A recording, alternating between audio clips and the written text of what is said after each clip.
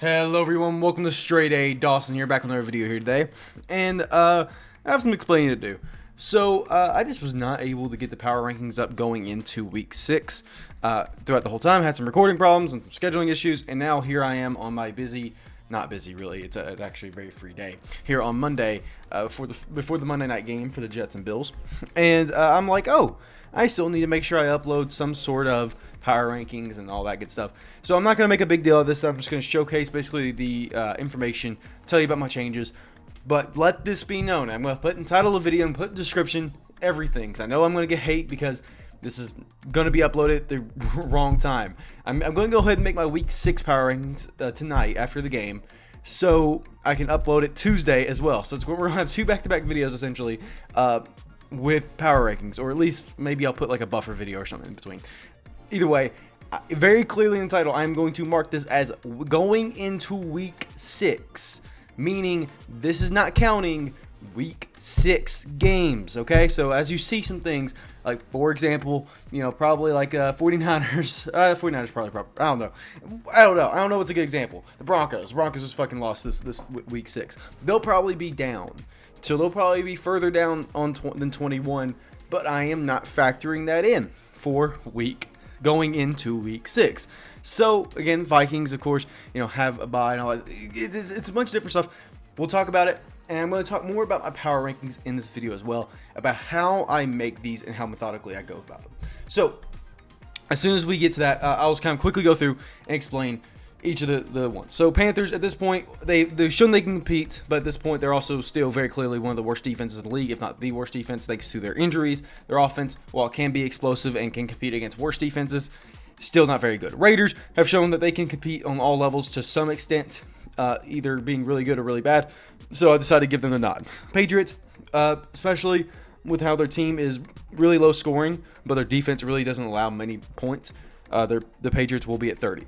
Titans, there is some potential there in the secondary. Their offense, if it can ever complete passes, would actually be not too bad because Tony Pollard has been amazing.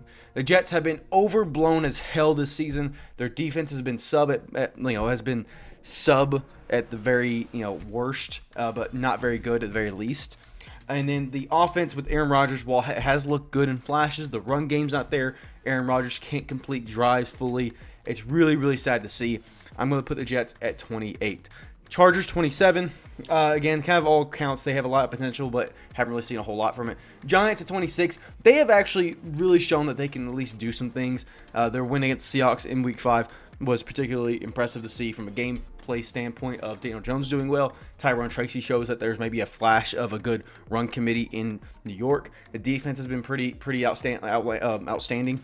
So it's really hard to place the Giants right now, but they are kind of going up. The Jags gave me some hope. Now, obviously, they probably will be lower again this week after a Week 6 game. But during their Week 5 game against the Colts, Trevor Lawrence looked good. The defense looked good. The run game with Tank Bigsby and Travis Etienne did not look as good. But it gives me some potential there to say maybe they can kind of skew that back in their favor. So it gives them some nods. Cardinals, I still think there's something missing. Kyler's not the same anymore. This whole team looks like it's taking a step back. But its step back is not nearly as bad as you would think. I think I really do love the Cardinals still and their whole team as a whole. Browns at this point are plummeting. I mean, their quarterback sucks. Their run game sucks. Their defense sucks. Their O-line sucks. There's nothing good about them. The only reason they're still as high as they are is because going into the season, they had a really good roster and they had a really good potential. They competed well last year. So, yes, they're plummeting now. I get it. People are probably, oh, why are the fucking Browns at 23? Because they've sucked all fucking season. Yes, I know. I get that. But you also got to give some credit to the team as a whole. All right? You got to give it, like, they were a playoff team last year. We can't just count them out immediately in the first few games. Now that we have seen a good, proper sample size and we've shown that they're not getting any better, they can start plummeting gradually. And we'll kind of explain again as an overarching reason for all this. Saints, they really just ended up being kind of where they were last year. They started going up a little bit. Now they have plummeted back down to about the normal spot of 20 through 22. Take that as you will. I don't know really what to think about the Saints at this point. Broncos, I mean, their defense is great. Their offense can click every other game, it feels like. So this is kind of their same range of, like, they can kind of do some stuff. They can kind of have upset potential. Other than that, whatever. Falcons have had a big game on offense. 500 yards with Kirk Cousins. But still, as a whole, the team, despite doing the yardage they did, and despite winning the game, didn't have like the most amazing play potential in the world. You could argue the Falcons could be an 18 spot, but there's just something about that team that has not been clicking. And this is the first game we saw really good, really big potential against a division rival, and it was a close game still. That's kind of why they didn't go as high. It's just purely because they may have had good stats, but if you watch that game or if you see how the coaching actually went around, it wasn't amazing. Now, week 6 has changed my purview a little bit. They probably will be decently higher. But Falcons right now are kind of a good top 20, kind of looking into the playoffs type team.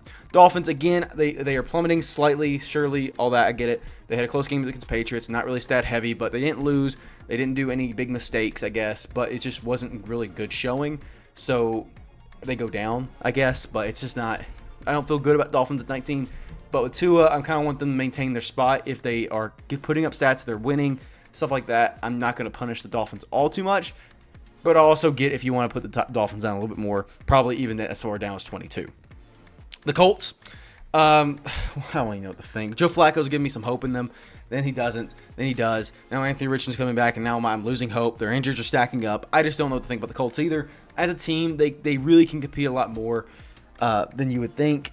Or that they have really competed well this season, but they lost to the Jags here. So it's like, okay, what's really going to click? And so going into week 7, it's really going to be a factor of, okay, how good is Anthony Richardson going to turn this team around? And I'm just not too sure of the answer right now. So 18's a fine spot, but also kind of in the same case as the Falcons and the Dolphins. Or same case as the Dolphins. You can kind of put them down here if you want. The Bears, honestly, I've been kind of sleeping on the Bears. Caleb Williams' bad performance in the beginning has really gotten better, but I've had such a big stigma in my head that he hasn't done well. But he is starting to get better, more consistent. The O-line's holding up. The defense is still going ham. In all, the Bears are actually showcasing really, really good talent, and I need to start rewarding that. And this week was no different. The Bears are rocking. The NFC North in general are freaking killing it. Considering their lowest divisional guy is 17, and honestly, even then, you could probably put them in the top 15-ish.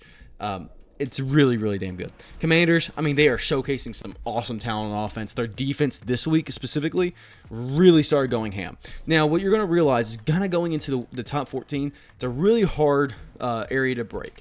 Because as you see, 14 up are just really solid talent. Steelers are even weird team to rank, so what do you do with the Steelers exactly? So, as you see the Bears and Commanders, they're really going to have to make some good cases to break into this top 15. Because while I do think there's a pretty solid top 4 still, and we'll talk about these guys here a little bit, there is also a pretty good gap of top 10 of Eagles, Bucks, Texans, Bills, Cowboys. Maybe Cowboys less so now, but we'll talk about that one later. And then you even got some good talents of Rams, Seahawks, Vikings, and the Bengals, I don't know.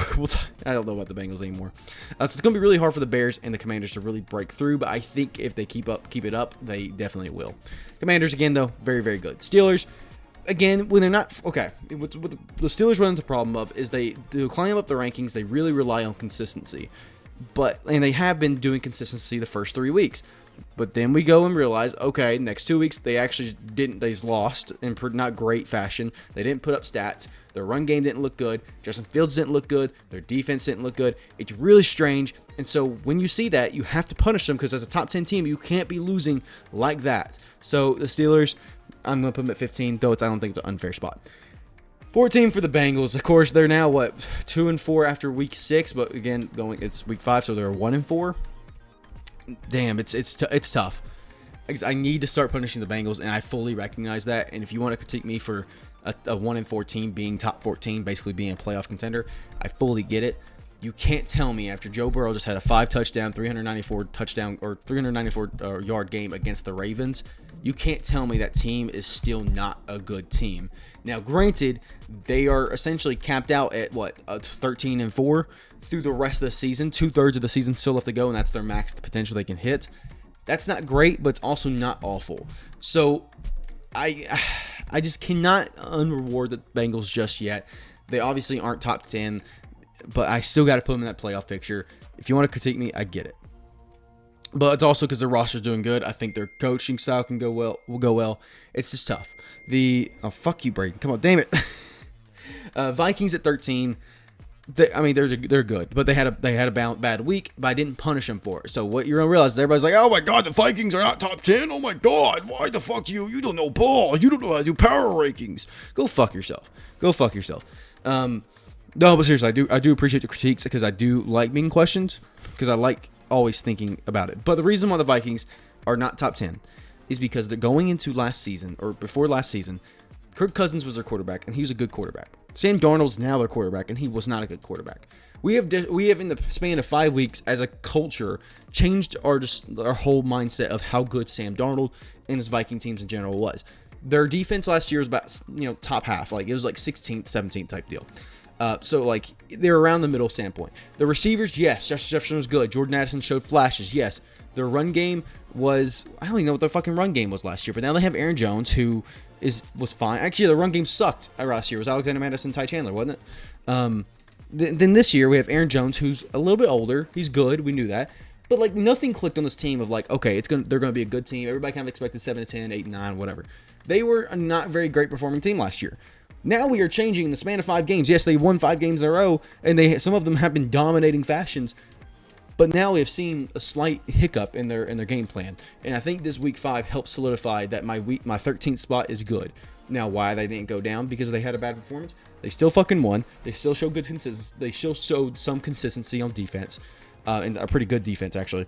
Their offense just didn't click together. So this just kind of goes forward to solidify that I think the 13th spot ish is a good spot. I don't think they're a top 10 team yet. You can maybe argue 12, 11, whatever. But I think this is a good standpoint of, yes, they are 5-0, but their 5th week was not a great week. Let's all recognize that and move on.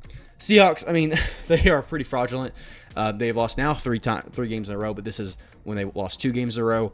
We'll talk about them more next week. I really don't have much to comment here. Rams, they still show flashes, but they're kind of similar to the Bengals. I need to start punishing them because they were a great performing team last year, but now we got to recognize the injuries are piling up. Their run game is carrying quite a bit, and their defense is actually doing pretty well. But also, we got to start punishing them. Granted, I want to see them compete against lower teams, or I want to see them get beat by lower teams before I just start plummeting them down. But yeah, the Rams probably shouldn't be 11th. But based on my criteria, I still think they have a lot of potential. I still think, similar to the Bengals, they can do really well. And if you did ask me today, who would I put money on to probably win, Rams or Bengals? It'd be close, but I think I'll give it to the Bengals. What am I saying? Yeah, this is kind of the flaw of what you kind of see with the power rankings is that, yes, maybe like my 14th spot I think could beat the 11th spot. It's just very weird, but I mean, after seeing Joe Burrow do a 5-touchdown game, it's kind of fucking tough to do. So just take that as you will. Eagles top 10. I mean, despite their overarching not great performances, Saquon's still great. Jalen Hurts has shown to be productive. Defense has been good. Whatever. Bucks had a really good high-scoring game. Baker Mayfield's done well. The defense has done well. O-line's done well. I mean, this team is easily the top 10 team. Cowboys, again, probably going to get some hate for it, but, I mean, still the Cowboys. They do well in the regular season. They have hiccups of good games, bad games. Week 5 is a good showcase of a good game. Week 6 is a good showcase of a bad game. Just take that and roll with it. That's kind of how we have to kind of take those and, take those with stride. Bills, and again, the Cowboys probably won't be 8th spot, but again, they're around the same point of they're putting up good stats on offense. Their defense is sometimes good, and now, next week after that, they showcase that they do nothing right. So, like, where do you want me to rank the Cowboys? Because they sometimes showcase they're one of the best teams in the league. Sometimes they showcase they're one of the worst. It's hard to rate the Cowboys. Bills, despite them losing, I mean, come on, they still are a great offense. Their defense still does great. They compete against a Texans team, which is also a very top 8 team. Take that as you will. They basically just swap places. Texans, same case there. They had a really good team, really good play. It just gotta keep them moving forward. Packers, they have the highest point differential in the league after week 6, I believe. So, like, I'm gonna give them some fucking credit because people are still kind of getting on to me that they're top 5. Go fuck yourself. With Malik Willis, they still were looking like a good team, and now Jordan Love's back, and he's actually fucking killing it. Yeah, they're a top 5 team. You can critique me on that one. I think they are better than the Texans and the Bills. They have showcased better potential than the Texans and the Bills. 49ers at 4. Yeah, they're still top 14 to me. I don't care. They have lost 3 games. Yes, 100%. If you want to say, hey, that's where they are, that's what their standings are, that's what their percentage chance of going to the playoffs is way lower than I'm giving them credit for, 100% critique me on that. The 49ers, though, if you say you look at the 49ers and you still don't say, the Vegas odds are still giving them really good odds to win despite their record. You know why? Because they have a good team. I'm getting kind of on a soapbox now. The 49ers are still a damn good team. They still have the best weapons in football. Their defense is still damn good. Their quarterback has actually shown to still be damn good too for a third year in a row. Their run game's great, even though CMC's not there. Their O-line protects the quarterback and the running back. It's so tough to say, why is the 49ers, or it's so tough to hear, why are the 49ers top 10 still, despite them being 2-3? Go fuck yourself. If you actually think the 49ers don't have a chance in hell to make the Super Bowl still, and still don't have probably the best NFC besides the Lions chance to do it, you are delusional. You are absolutely delusional. Critique me about the Vikings, go for it. Critique me about the Bengals, go for it. Rams, go for it. 49ers, I'm not hearing anything. They are a top 4 team. Yes, do I think they're worse than the Ravens and the Lions now? 100% give you credit for that. But if you put them against the Packers, the Texans, or Bills today, I'm giving the confidence in the 49ers. Do I sometimes will say, oh, I feel spicy today, maybe the Bills will get the win? Sure. 49ers are going to win 6 times out of 10 in those games.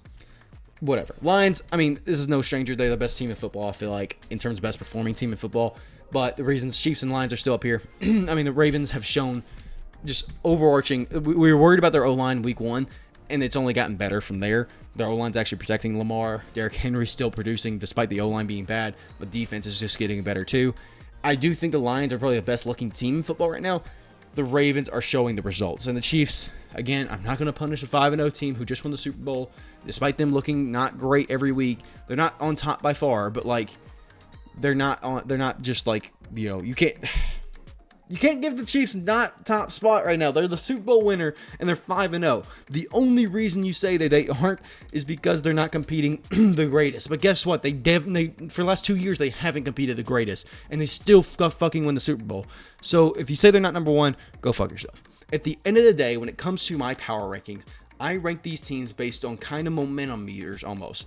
I don't just move up a team that's doing really well. Let's say the Chargers were 3-0 or whoever. You know, the Vikings. We'll use the Vikings as an example. The Vikings may be 5-0, 100%.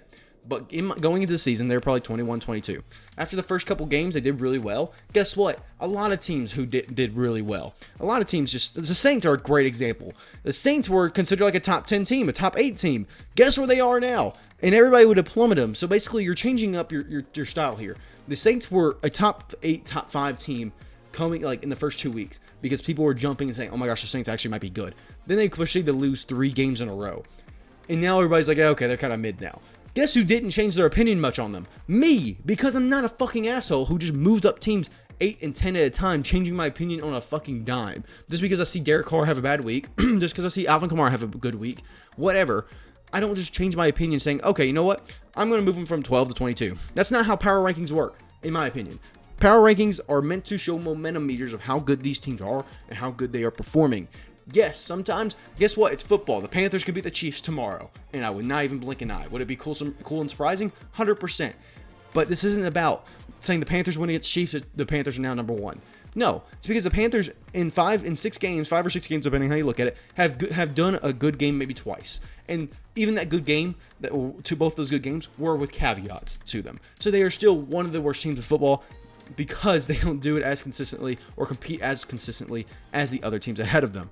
The Vikings right now are showing consistency. That's why they're moving up. But if you go into last year, there's zero reason we should have expected that. So there must be something that changed or something that we're still not realizing about the Vikings that we're going to realize. Take that as you will. I don't know how to explain it to you even more. Yes, I'm probably going to do a series on like, okay, here's a percentage chance of people winning. Here's a standing so far. Stuff like that. You know what? In fact, that may be the next video I do, is explaining standings instead.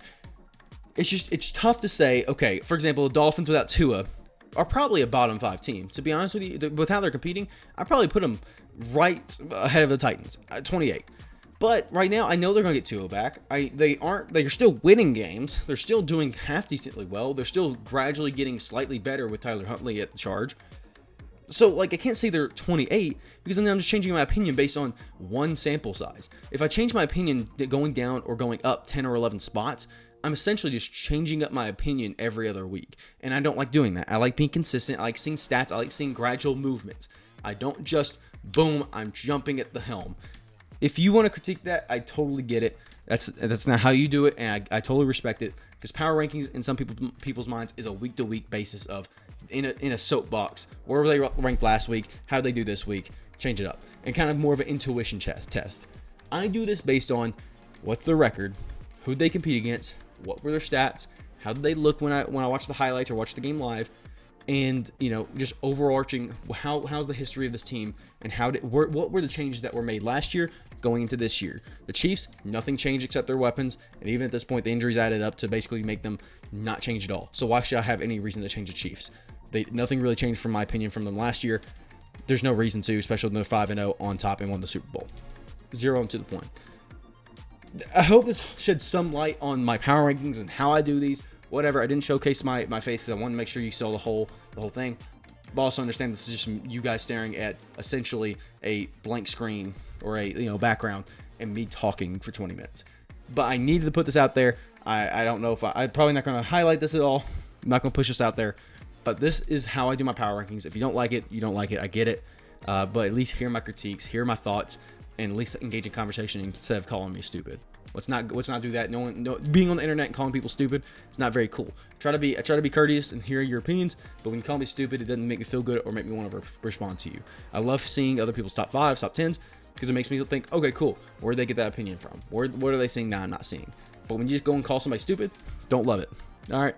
So appreciate you guys. Hope you do enjoy. I'll see y'all in the next one.